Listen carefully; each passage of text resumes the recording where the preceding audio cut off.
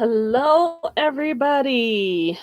Oh, this video is terrible, but it is nighttime and I don't have my natural light. So, I'm bringing you this video because one, I didn't get a video posted yesterday like I wanted to. Part of that was because I was being really lazy and putting things off. And so by the time I got to it, it was pretty late at night. And I got it put together and I exported it to my computer. And then this morning I went to put it on YouTube and thought it went onto YouTube. Went to check it later, said that the file was corrupted, went to try and put it on, and it was gone. It wasn't on my hard drive, my external hard drive. In fact, it's really sad because it was like family videos of a fun little trip we took to the Fremont Indian State Park here in Utah, and we had a really fun time. And so I'm really bummed because all of that footage is gone. My brand new hard drive, external hard drive, I'm hoping it's going to work. I'm going to try and do a video and download it and make sure that this hard drive isn't going to be a disaster for me. But I did want to make sure I got a video done here on Thursday, so that I can be on schedule for my 100th episode, which will be not this Saturday, but the following Saturday. We're really excited that we've had 100 videos out. It's amazing to me that I've done that many videos. It's just a start, and I'm grateful for everybody that has subscribed so far. It's been a real blessing. Obviously, we aren't monetized or anything because we have so few subscribers, but that's okay because I'm having a lot of fun sharing this stuff with you, and I'm really excited for the things that are coming here in the near future. And so tonight we do have some exciting stuff. I've got a baby on its way out of the egg. And so if it weren't so dark, I'd probably put my camera on that, but it's dark. So I'm not going to do that. But this Saturday with our next video, we will have some more of our projects for our new animals, and we'll show you the baby chicks. It's interesting because we put 22 eggs into this incubator, and because what I'm trying to do is I'm trying to raise and sell the light Sussex chickens because I love them. I think they're beautiful and they're a great dual purpose meat and egg bird. And so I collected 22 eggs and put them in the incubator. You saw the video. It was one where I didn't talk. I just had music and showed you how to put, how I got the incubator ready and got it put together. And 5 days after we put them in, we did a candle. We candled them. And out of the 22 eggs I put in there, only 6 were fertile. So that means 16 of them were not fertile.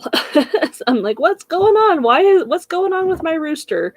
However, I have to remember that it is winter and they're putting a lot of their energy into just staying warm and that kind of thing. So we ended up with 6 eggs that were fertile. And then one day I didn't pay attention to my humidity. It dropped really low. And then I candled again, and out of those 6, 4 had died and had stopped developing. What you might call a quitter. They quit. So we pulled those out. So I only have 2 eggs in the incubator right now. So I'm in a debate. Do we just stick with the 2 chicks, or do I go down to the local feed store? Because they do have some chicks at the local feed store, but they're not day-old chicks. So we'll see. We'll see what we can do. So I know this is a last minute live, so there is nobody here, and that's okay. Because this will save and you'll be able to watch it later. But some of you, I don't know if you've seen my videos and you've noticed my yarn wall. Oh, here we go. Yarn wall. So when my mother-in-law moved to Oregon, she had tons and tons and tons and tons of bags of yarn and she gave it all to me. And I put it into storage. And then when I moved and we moved into our house, I'm like, I want a yarn wall. I'd seen it before. And so I thought, okay, I've got my pegboard up. I'm going to get the pegs for it. Oh, I only need 100, maybe 150. And then I kept having to buy 100. And we ended up putting 450 balls of yarn on my wall. But I love it because I can see what colors I have. I can see what I have for all my different crochet projects. I like crochet. That's one of those things I like to do. And I love that it gives me a fun little backdrop. I love that I always have a project to do if I need to. I have cabinets in here that have fabric for sewing. I've got scrapbooking stuff that I don't use, so that's stuff that I'm going to start going through and getting rid of this summer.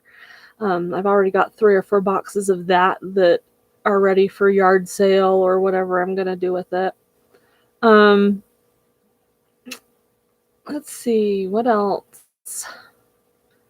I think that might be all for tonight.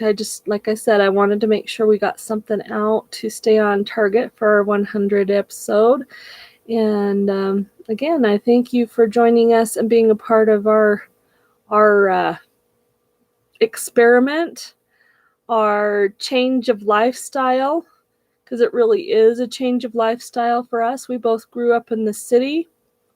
Though we had grandparents that lived more rural, I grew up with great-grandparents that had a farm, and I remember going to the farm and seeing the baby animals and swinging on the tree swing and all those fun things. So deep down, both me and my husband are more rural type people, even though we grew up in the city.